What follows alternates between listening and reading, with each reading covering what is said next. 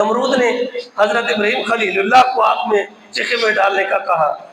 تیاری مکمل کر لی۔ حضرت جبرائیل علیہ السلام بھی پہنچا ہے کہ میرے لیے کوئی حکم ہو، ایک بار ماروں گا ساری آگ بجھا دوں گا۔ تو آپ نے فرمایا کہ جس کے دین کے لیے، جس کے کام کے لیے میں بھیجا گیا تھا، جس کی وجہ سے مجھے سختیاں برداشت کرنی پڑی اور جس کی وجہ سے میں آگ میں جا رہا ہوں، وہ جانے اور میں جانوں، مجھے اللہ کی ذات پر بھروسہ ہے، تیری خدمت کی، تیری نصرت کی مجھے کوئی ضرورت نہیں ہے۔ تو پھر اسی آگ کے اندر گئے تو اللہ تعالیٰ نے اس آگ کو ہی کہہ دیا قلنا یا نار کونی بردا وسلاما علی ابراہیم، اے آگ تو ٹھنڈی ہو جا اور سلامتی والی ہو جا حضرت ابراہیم علیہ السلام کے اوپر۔ حضرت ابراہیم جب آگ میں گئے، کہا کہ دنیا میں بہت ساری نعمتیں ملی، جو آگ میں مجھے رب جلال کی طرف سے نعمتیں ملی مجھے کبھی نہیں ملی تھی۔ تو اس لیے میرے کہنے کا مقصد یہ ہے، سمجھانے کا مقصد یہ ہے کہ ٹائم بہت تھوڑا ہے کہ اپنے رب کے اوپر کیا رکھیں، یقین رکھیں، اپنے رب کے اوپر کیا رکھیں، توکل رکھیں، اسباب کو ضرور اختیار کریں، توہمات کی طرف نہ جائیں۔ اور یہ کوئی چیزیں جو فال نکالنے والے لوگ جو ہوتے ہیں کہ ہاتھ کی لکیریں دیکھتے ہیں،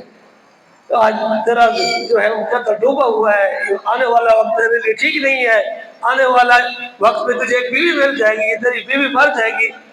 تو خود تو آپ کیا ہوتا ہے، مانگنے والا ہوتا ہے، وہ تو اتنا امیر ہوتا نہیں ہے کہ وہ تمہارے پاس آنے والے مقدر کی قسمت جو ہے وہ تمہاری کیا کر رہا ہوتا ہے، بتا رہا ہوتا ہے۔ تو اس قسم کے فعال اور بد شگونی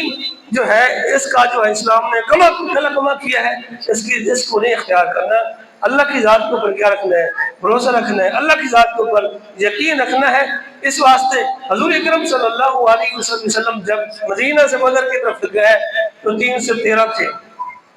کوئی چیز بھی نہیں تھی، گھوڑے بھی 1-2 تھے، تلواریں بھی ٹوٹی پھوٹی ہوئی تھیں اور کھانے پینے کا سامان بھی نہیں تھا۔ ایک ایک کھجور 2 صحابہ کرام رضوان اللہ علیہم میں تقسیم کر رہے تھے، اور جو جگہ ملی تھی وہ ٹیلے تھے۔ جو دشمن تھا وہ آپ سے 10 گنا 1000 گنا زیادہ تھا، اور ان کے پاس ساز و سامان اسلحہ بھی زیادہ تھا، لیکن صرف کیا تھا،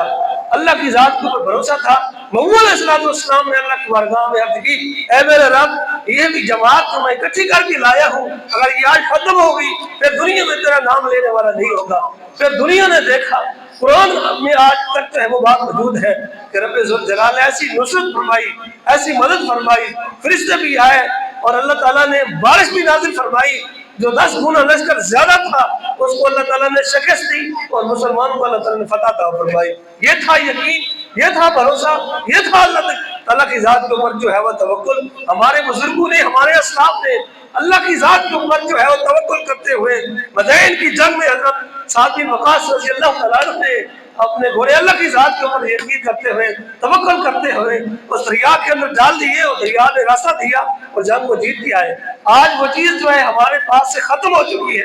اللہ کی ذات کے اوپر یقین، توکل، بھروسہ، اعتماد جو ہے وہ نہیں رہا، جس کی وجہ سے ہم جو ہے وہ زوال پذیر